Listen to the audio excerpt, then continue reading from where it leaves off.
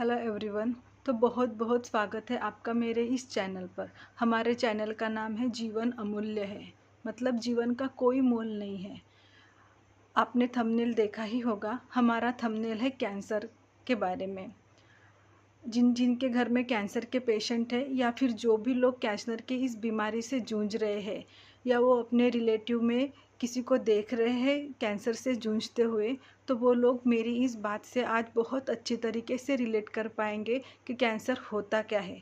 जब तक वो हम उसके बारे में सुनते हैं, क्या किसी को हम ऐसा बोलते हैं कि हमारे इसमें किसी को हो गया है वो, तो हमको उस कैंसर की उतनी तकलीफ़ नहीं पता रही थी कि वो एक्चुअल में होता क्या है। लेकिन जब वो हमारे घर में होता है, हम उससे जूझते हैं, उस पेशेंट को हम दिन रात देखते हैं, उनको जो भी तकलीफ़ होती है जब हम वो देखते हैं, तब हमें पता चलता है कि कैंसर क्या है। मेरे घर में कैंसर पेशेंट थे, मेरे हस्बैंड ही थे। उनको टंग का कैंसर हुआ था। हमें ऑलरेडी हॉस्पिटल जाने में शुरुआत में ही बहुत वक्त हो गया था। जब हम हॉस्पिटल में पहुँचे, तब पहली बार जब 3 साल पहले हॉस्पिटल में गए, तब डॉक्टर ने बोला था कि आपका पेशेंट ऑलरेडी स्टेज 4 पर है और अभी इनको कोई भी दवा पानी देना, आप इनको हॉस्पिटल मतलब आपको कोई रिज़ल्ट नहीं मिलेगा। तो इस हॉस्पिटल में लाने से अच्छा है कि आप इनको घर में ही रखें और इनका इलाज कराएं। लेकिन हम फिर भी उनको हॉस्पिटल में लेकर जाते थे।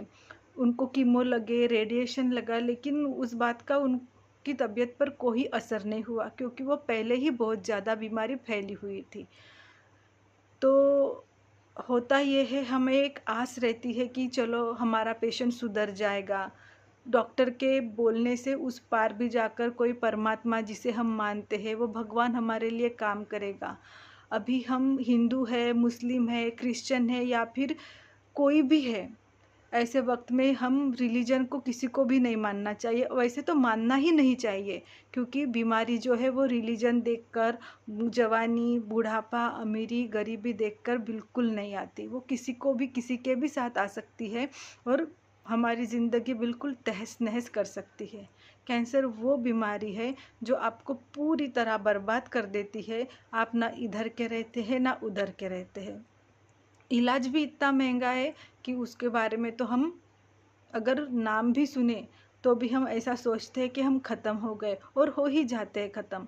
बहुत किस्मत वाले पेशेंट होते हैं जिनको ऐसा पता लगता है कि वो पहले स्टेज में है। लेकिन बहुत सारे लोग ऐसे होते हैं कि उनको थर्ड स्टेज या फिर फोर्थ स्टेज में पता लगता है कि उनको कैंसर हो गया है, और उस स्टेज में कोई भी दवाई वगैरह काम नहीं करती। अगर आप पहले या फिर दूसरे स्टेज में हो, तो ऑपरेशन करने के बाद शायद आपका पेशेंट तकरीबन ज़्यादा से ज़्यादा वो 5 या 10 साल जी लेता है किसी किसी पेशेंट में। लेकिन अगर किसी किसी पेशेंट में ऑपरेशन में देर हो जाए, तो पेशेंट ज़्यादा दिन सर्वाइव नहीं कर सकता। तो हम आज इस देखते हैं कि गवर्नमेंट ने भी बहुत सारे जो स्कीम्स है कैंसर पेशेंट के लिए चलाई है। जैसे कि अगर आप बीपीएल में हो तो आपको बहुत कम खर्चा आता है, मतलब खर्चा नहीं आता ऐसी बात नहीं है, खर्चा तो आता ही है, लेकिन आपको वो बहुत कम खर्चा आता है। मतलब आपको वो मिलता है कीमो की जो हफ्ते में एक बार लेते हैं स्टार्टिंग में कीमो, वो आपको फुले उस महात्मा फुले जीवनदायी आरोग्य योजना में मिल जाते हैं। लाइट की भी स्कीम है। लेकिन मैं ये बोलना चाहती हूँ या फिर आप सबसे या फिर हमारी सरकार से पूछना चाहती हूँ कि अगर कोई बीमार हो जाए, आपको पता है कि ये बीमारी ख़त्म नहीं हो सकती। हम पेशेंट को पहले जैसा नहीं कर सकते, या फिर अगर कोई पेशेंट हो उसको अगर कम इसमें हो बीमारी, तो उसको ऑपरेशन करवा के हम उसको कुछ उसका लाइफ टाइम पीरियड बढ़ा सकते हैं। जैसे कि किसी को किस्मत वाले हो तो कोई 10-10 साल जी लेते हैं, उससे ज़्यादा किस्मत वाले हो तो कोई लाइफ टाइम भी जीता है। मगर ऐसे पेशेंट हमको हॉस्पिटल में बहुत कम मिलते हैं कि वो जी पाते हैं। तो हम ऐसा क्यों नहीं सोचते कि ये बीमारी ही ना हो लोगों को। हम ऐसा बोलते हैं कि तंबाकू खाने से होती है। और जो हम विलेज एरिया में रहते हैं, नागपुर डिस्ट्रिक्ट में हमारा गांव छोटा सा गांव है। तकरीबन 966 हमारे गांव का पॉपुलेशन है। तो जो विलेज एरिया है, यहाँ पर हम लोग बोलते हैं खर्रा। यहाँ पर खर्रा लोग इतना खाते हैं कि एक आदमी जो दिन भर खेती बाड़ी में काम करता है, ऐसा कोई नहीं मिलेगा आपको कि वो खर्रा नहीं खाता हो। खर्रा बनाते हैं वो तंबाकू चूना, हमारी तरफ उसको खर्रा बोलते हैं। तो सब लोग खर्रा खाते हैं, मतलब बिना खर्रे का किसी का दिन ही नहीं निकलता। तो मेरा ये मानना है कि गवर्नमेंट प्रोवाइड भी करती है। हम ऐसा भी नहीं बोल सकते कि इसमें पूरी की पूरी गवर्नमेंट के ही कोई गलती है। गवर्नमेंट कहती है कि हर सिगरेट के पैकेट पर लिख कर रहता है कि यहाँ अगर आप इसको खाएंगे तो आपको कैंसर होगा। फिर लेकिन गवर्नमेंट फिर ऐसा क्यों करती है कि ये नशीले पदार्थ बेचती ही क्यों है, ताकि उसको राजस्व मिले, हम लोगों से उनको टैक्स मिले, इसीलिए वो बेचती है। लेकिन फिर आप खुद ही ऐसे प्रोडक्ट बेचते हैं कि लोगों में कैंसर का फैलाव हो।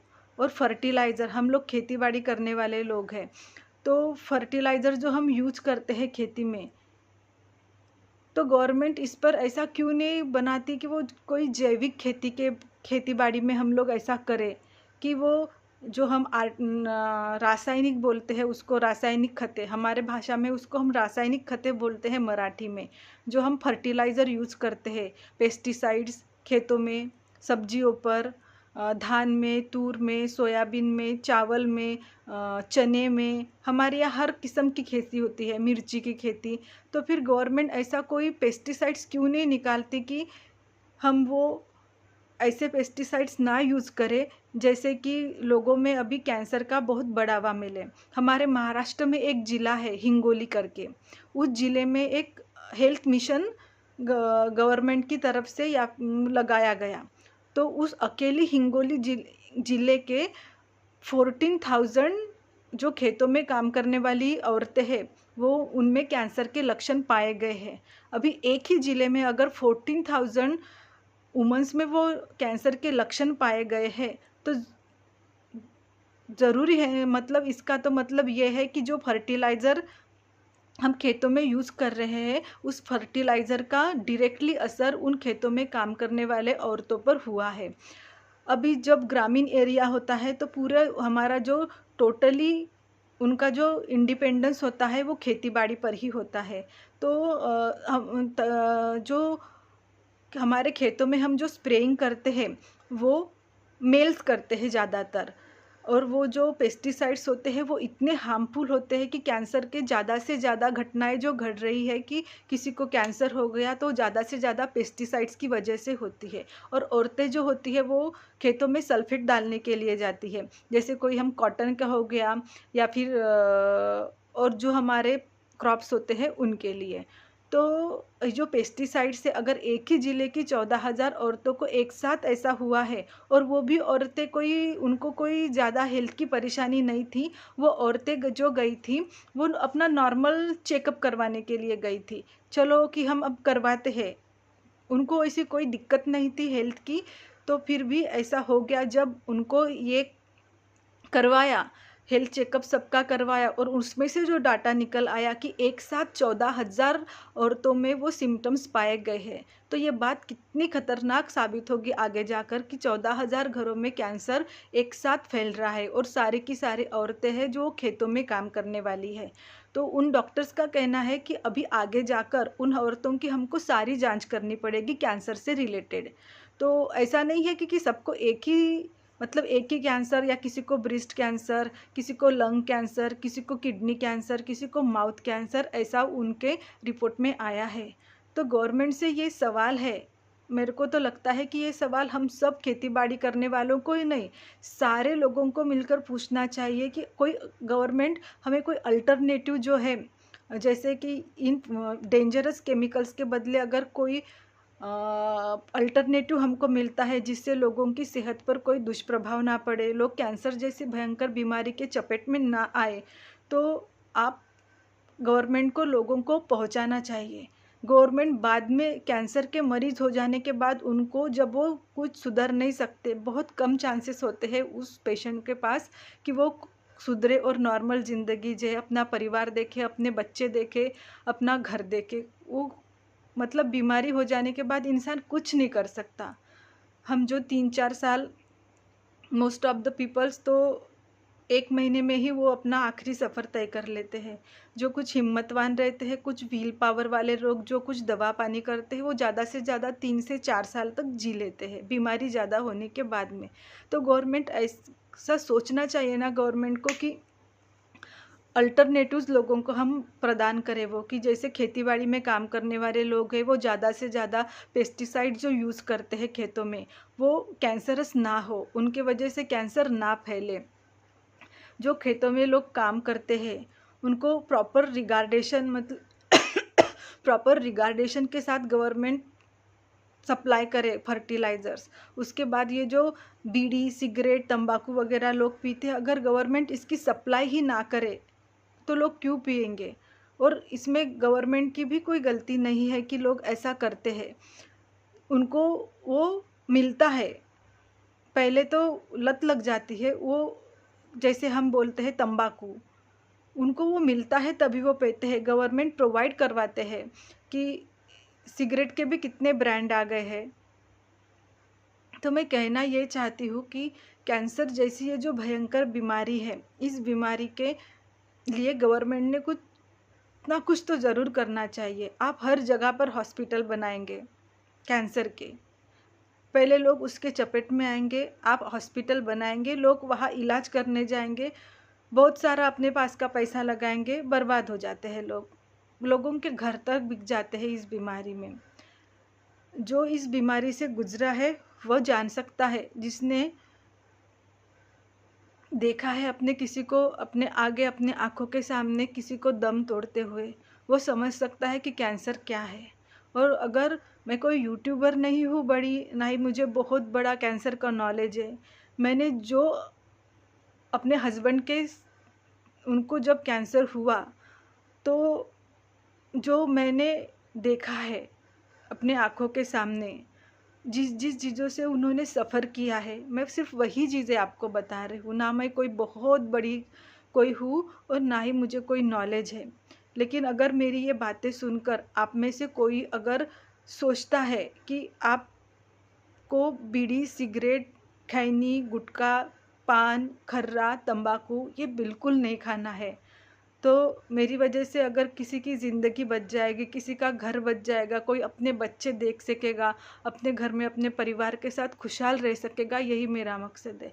आप ये बीड़ी, सिगरेट मत पीजिए, ये आपको मौत के मुंह में ही लेकर जाते हैं। अब आप में से कुछ लोग कहेंगे कि दुनिया में इतने सारे लोग तंबाकू खाते हैं, इतने सारे लोग बीड़ी, सिगरेट पीते हैं, तो क्या सबको कैंसर होता है? कैंसर सबको होता नहीं है, लेकिन अगर जिसको हुआ ना, उसका पूरी ज़िंदगी वो बर्बाद कर देता है। कैंसर के पेशेंट के जो आखिरी पल रहते हैं, जब उसकी जान जाने वाली रहती है, तब उसके साथ जो होता है ना, आप सोच भी नहीं सकते कि किसी के साथ ऐसा होता होगा। और जब हम हॉस्पिटल जाते हैं तो डॉक्टर भी हमें कोई ऐसा बताता नहीं है कि अगर आप ये करेंगे तो आपके साथ ये होगा। वो सिर्फ आपको इतना बताएंगे, आप कीमो लेंगे, आपकी वो एक पेपर, एक जो फॉर्म मिलता है हमें कि आप अपने पेशेंट को अपने मर्जी से हमारे पास कीमो लेने के लिए ला रहे हैं, अगर कीमो लेते लेते आपके पेशेंट की जान चली गई तो उसके ज़िम्मेवार पूरे आप होंगे। हम खुद उनको ऐसा लिख कर देते हैं। तो फिर होता ये है, हम कीमो लेते हैं, कीमो लेने के बाद पेशेंट को बहुत उल्टियाँ होती है, बहुत दस्त होते हैं, पेशेंट बीमार बीमार सा ही रहने लगता है। जब वो कीमो जिस दिन से पेशेंट कीमो लेता है, उस दिन से वो अपना कोई भी काम नहीं कर सकता। पेशेंट की हालत इतनी भयानक हो जाती है, ना वो कुछ खा सकता है ना पी सकता है, क्योंकि जो भी वो कंज्यूम करता है उसकी उसको वोमिटिंग हो जाती है। तो आप कभी से आपसे दरख्वास्त है, हमारे ग्रामीण जो एरिया है, विलेज एरिया, यहाँ पर तो हम मर्दों को कहते हैं कि वो खर्रा खाते हैं, तंबाकू खाते हैं या फिर शराब पीते हैं। यहाँ तो जो टोबैको कंज्यूमिंग है ये औरतों में ज़्यादा है। अगर आप किसी से कहने भी जाओ कि मत खाइए तो लोग ऐसा बोलते हैं कि क्या होता है, कुछ नहीं होता, इतने सालों से खा रहे हैं। लेकिन बात ऐसी है, जब होता नहीं तो कुछ भी नहीं होता, लेकिन अगर एक बार ये हो जाए तो आपकी पूरी ज़िंदगी तबाह कर सकता है, आपके बच्चों का बचपन छीन सकता है, आपके घर के लोगों को कर्जे में डुबा देता ही है, आप पूरे रास्ते पर आ जाते हो। इसीलिए जो भी ये वीडियो देख रहा है और कोई भी हो, जो हमारी गवर्नमेंट है, उनसे ये दरख्वास्त है कि आप पेशेंट को कैंसर हो जाने के बाद उसको जो इलाज प्रोवाइड कराते हैं, जैसे कि आप अपने योजनाओं में से कीमो देते हैं, उसके बाद लाइट देते हैं, अगर किसी का ऑपरेशन हो रहा हो तो वो जो ऑपरेशन वो आपकी योजना में से होता है। तो फिर अगर ये हो ही ना, इसके लिए आप कुछ क्यों नहीं करते? इतने मोबाइल टावर लगते हैं, मोबाइल टावर से रेडिएशन आती है, तो वो रेडिएशन लोगों के लिए कितनी खतरनाक साबित हो रही है। खेतों में यूज़ करने वाले फर्टिलाइज़र्स, पेस्टिसाइड्स हो गए हैं, ये तो अभी इतने जानलेवा हो गए हैं कि एक ज़िले के अगर 14,000 औरतें एक साथ कैंसर से पीड़ित हो सकती है, वो भी खेतों में काम करने वाली, तो डेफिनेटली पेस्टिसाइड्स का इसमें बहुत बड़ा हाथ है कैंसर होने में। उसके बाद बात ये है कि हम खाने की जो चीज़ें हैं, जैसे कि हम अभी कुछ खरीदते हैं या फिर बच्चों के लिए टॉफ़ी वॉफ़ी बनती है, तो वो भी तो किसी पेपर पॉलीथीन में ही पैक कर कर आती है ना। तो अभी स्टडीज़ में ऐसा पाया गया है, जिन कप में हम चाय पीते हैं, पेपर कप बोलते हैं हम, उसको अंदर से प्लास्टिक की कवरिंग होती है। तो एक ऑफ़िस में जो काम करने वाले लोग थे, एक सॉफ्टवेयर इंजीनियर का पुणे का ऑफ़िस था है, यहाँ पर जो काम करने वाले लोग थे वो अपने मतलब लंच के टाइम में चाय पीते थे। उनका वो रूटीन ही था कि वो चाय पिए, और जो चाय पीते थे वो एक प्लास्टिक के कप में पीते थे। तो बाद में पाया गया कि उनके खून में माइक्रोप्लास्टिक्स आ गए हैं। मतलब चाय उस जो कप में पीते थे, उस पेपर कप में अंदर से कवरिंग थी प्लास्टिक की, इसी वजह से उनको उनके खून में माइक्रोप्लास्टिक्स आ गए। तो गवर्नमेंट इन चीज़ों को बैन क्यों नहीं करती? क्यों नहीं हम उसके लिए कुछ अल्टरनेटिव्स लाते हैं? हमारे इतने सारे साइंटिस्ट हैं, वो क्यों नहीं इस पे सोचते हैं कि हम उस पेपर कप को बैन ही कर दें? मतलब एक तरफ तो आप इतनी सारी योजनाएं लाते हैं वो रोग हो जाने के बाद, जो कि क्यूरेबल नहीं है, आपको पता है वो क्यूरेबल नहीं है, इसीलिए आपने वो इतनी सारी योजनाएं निकाली। मतलब आप मरने ही वाले हो तो ये लो हम आपको थोड़ा सा कुछ दे देते हैं। तो इतना कुछ देने के बजाय अगर आप लोग ऐसा करें कि ये जो कॉज है उसके कॉज पर वर्क क्यों नहीं होता? अब बहुत सारे लोग ऐसे बोलेंगे, सिगरेट के पैकेट पर तो लिखा होता है कि टोबैको कॉजेज कैंसर, फिर भी तो लोग पीते हैं।